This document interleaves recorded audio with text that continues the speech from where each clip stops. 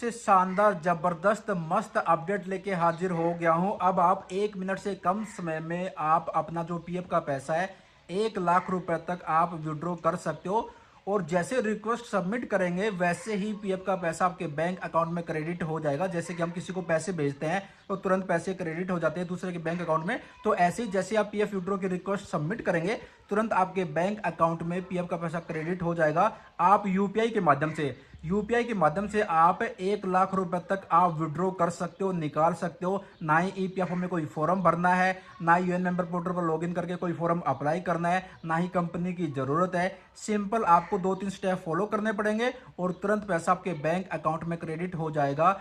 जून जुलाई में ये नया नियम लागू हो जाएगा। 1 लाख रुपए तक आप यूपीआई के माध्यम से विड्रॉ कर सकते हो। इसके बारे में ध्यान से सुनिएगा, इसके बारे में श्रम एवं रोजगार मंत्रालय की जो सचिव है श्री सुमित्रा डावरा जी ने इसके बारे में कंप्लीट एक्सप्लेन करा है, कंप्लीट जानकारी दी है कि क्या प्रोसेस है, कब तक ये नया नियम जो इम्प्लीमेंट हो जाएगा, लागू हो जाएगा। इसको लेकर एसबीआई बैंक के जो बड़े अधिकारी है उनके साथ क्या इन्होंने बातचीत करी है, A to Z जानकारी दी है। चलिए उनकी जुबानी सुनते हैं, बट उससे पहले वीडियो पसंद आए तो लाइक जरूर करना, दूसरे पीएफ मेंबर्स के साथ भी शेयर जरूर कीजिएगा। और जैसे ये ऑप्शन आ जाएगा यूपीआई से विड्रॉ का, मैं इसके ऊपर एक वीडियो बना दूंगा, दिखा दूंगा कैसे आप विड्रॉ कर सकते हो यूपीआई के माध्यम से। और इससे पहले जो भी अपडेट आए थे इसके ऊपर मैंने आपको काफी पहले बता दिया था कि यूपीआई से भी आप अपना पीएफ का पैसा विड्रॉ कर सकते हो। तो फाइनली श्रम एवं रोजगार मंत्रालय की जो सचिव है श्री सुमित्रा डावरा जी, उन्होंने जो कंफर्म कर दिया है। और ईपीएफओ जो है श्रम एवं रोजगार मंत्रालय के अधीन आता है, इसके अंतर्गत काम करता है। तो चलिए श्रम एवं रोजगार मंत्रालय की जो सचिव है श्री सुमित्रा डावरा जी, उनकी जुबानी सुनते हैं क्या उन्होंने बताया है। ये ईपीएफओ में इस वक्त 7.5 करोड़ के लगभग एक्टिव मेंबर्स हैं और ये मेंबर्स अपना प्रोविडेंट फंड अकाउंट ईपीएफओ के साथ मेंटेन करते हैं और काफी हद तक अपना, काफी लोग जो एलिजिबल हैं अपना पेंशन का भी कंट्रीब्यूशन देते हैं। तो जो प्रोविडेंट फंड है उसके क्लेम्स हमको जब आते हैं, वो क्लेम्स को कैसे हम ऑटोमेट करें, सिंप्लीफाई करें प्रोसेसेस को, उस पर हमने बहुत काम किया है।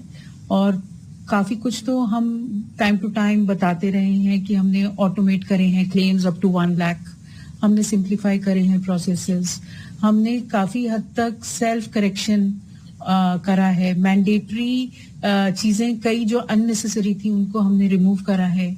और पिछले 1 साल के अंदर हमने जो आईटी सिस्टम है, डेटाबेसेस को इंटीग्रेट करा है।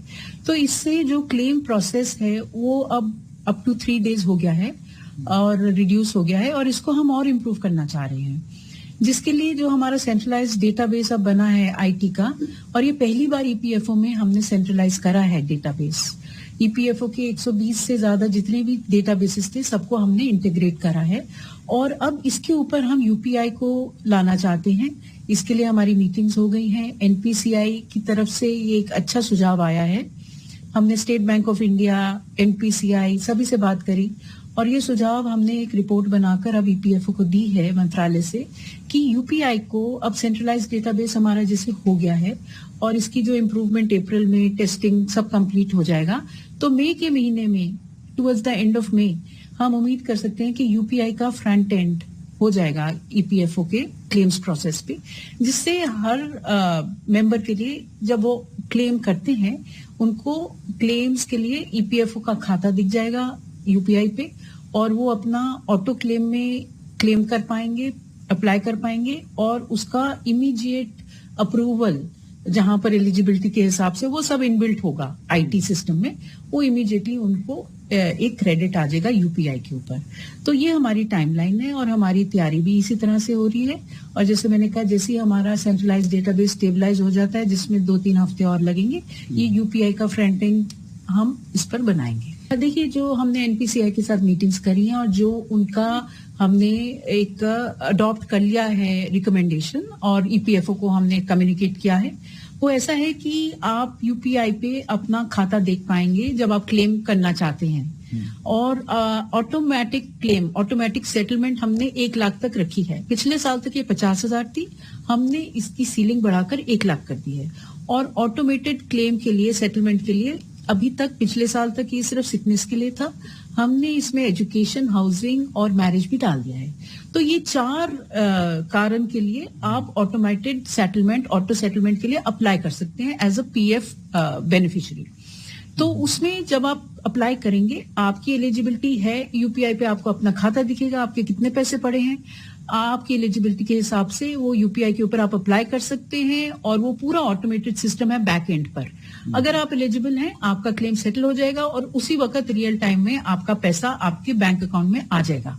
अगर आपके 2 बैंक अकाउंट चल रहे हैं तो आप बताएंगे कि मुझे किस बैंक में पैसे चाहिए, बैंक ऑफ बड़ौदा में चाहिए या स्टेट बैंक में चाहिए, वो भी आप यूपीआई पे ही सिलेक्ट कर लेंगे और आपका रियल टाइम में पैसा आएगा। अब इसके लिए हमें इंटीग्रेशन यूपीआई की चाहिए with EPFO systems and with the SBI, और वो हमारा कार्य होगा जैसे ही हमारा सेंट्रलाइज डेटाबेस बन जाता है, स्टेबलाइज हो जाता है। जैसे मैंने कहा, मई के महीने में, मैक्सिमम जून के महीने में ये यूपीआई का इंटीग्रेशन संभव है और उसी पर कार्य चल